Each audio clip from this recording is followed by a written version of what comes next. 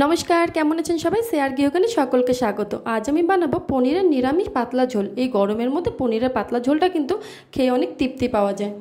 এই জন্য আমি এখানে 250 গ্রাম পনির নিয়ে নিয়েছি। সেটাকে সরষের তেলের মধ্যে ভেজে নিয়েছি একটু লবণ দিয়ে। তারপরে এক জায়গায় গরম জল করে রেখেছি। সেই গরম জলের মধ্যে পনিরগুলোকে দিয়ে দিয়েছি, কারণ গরম জলের মধ্যে পনির দিলে কিন্তু সফট থাকে।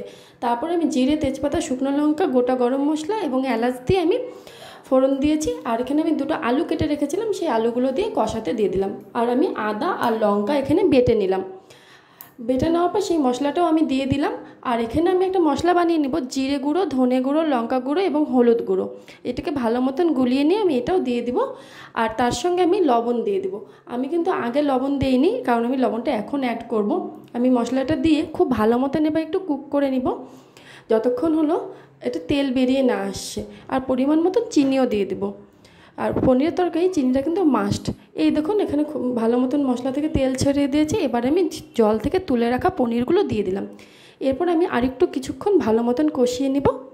এই দেখুন, আমার কষানো হয়ে গেছে। এবার পনির যে ভিজিয়ে রেখেছিলাম গরম জলটা, আমি কিন্তু সেই জলটাই অ্যাড করলাম। এবার হলো এটাকে খুব ভালো মতন আমি ফুটিয়ে নিব, যতক্ষণ না ভালো মতন এটা সেদ্ধ হয়ে যাচ্ছে। এই দেখুন, খুব ভালো মতন হয়ে গেছে। এবার আমি ঘি আর গরম মশলা অ্যাড করে দিলাম। আমার কিন্তু এই পনিরের পাতলা ঝোলটা রেডি। যদি ভালো লাগে অবশ্যই এটা লাইক করে দিবেন। আর এটা খেয়ে দেখবেন, অবশ্যই গরমে খেয়ে অনেক আরাম পাবেন। নমস্কার, ভালো থাকবেন সবাই।